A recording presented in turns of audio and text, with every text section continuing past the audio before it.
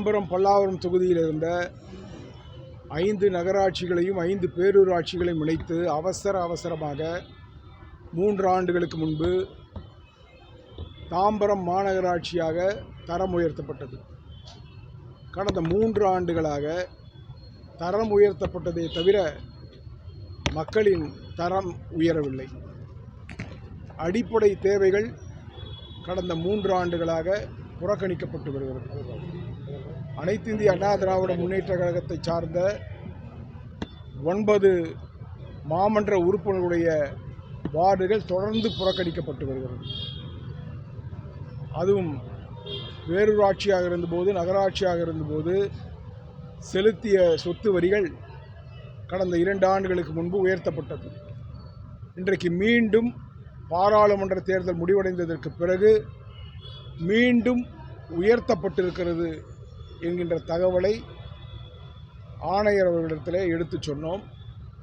அதற்கான முறையான சொத்து வரி படிவங்களை அவர்களிடத்திலே ஒப்படைத்தோம். அது மட்டுமல்லாமல் குடிநீர் வீட்டு இணைப்புகள் இல்லாதவர்களுக்கெல்லாம் குடிநீர் வரி போட்டு இன்றைக்கு குறுஞ்செய்தி அவர்களுடைய மொபைல் ஃபோனுக்கு அனுப்பப்பட்டிருக்கிறது.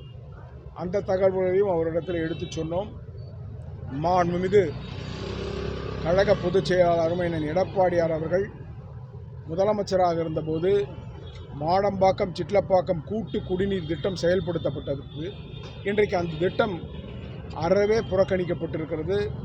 மாடம்பாக்கம் ஏரியிலே ராட்சச கிணறுகள் அமைக்கப்பட்டு அதன் வாயிலாக தரப்பட்ட சிட்லப்பாக்கத்திற்கு இன்றைக்கு குடிநீர் நிறுத்தப்பட்டிருக்கிறது. எனவே இது போன்ற மக்கள் பிரச்சனைகளை எல்லாம் தாம்பரம் மாநகராட்சியின் ஆணையர்களிடத்தில் எடுத்து சொன்னோம். மாண்புமிகு அருமையண்ணன் எடப்பாடி அவருடைய பொற்கால ஆட்சியில் அனைத்து பூங்காக்களும் முறையாக பராமரிக்கப்பட்டு வந்தது. இன்றைக்கு பூங்காக்கள் சமூக விரோதிகளுடைய கூடாரமாக ஆகிவிட்டதை அவருடைய கவனத்திற்கு கொண்டு வந்திருக்கிறோம்.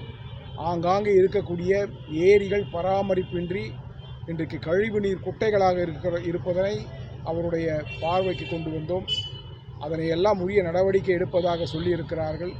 எங்களுக்கு நம்பிக்கை இல்லை. ஏனென்று சொன்னால் கடந்த 3 ஆண்டு காலம் எந்த காரியத்தையும் செயல்படுத்த முடியாத இந்த மாநகராட்சி இனி வரும் காலங்களிலே அதனை எல்லாம் சரி செய்யும் என்கின்ற நம்பிக்கை எங்களுக்கு இல்லை.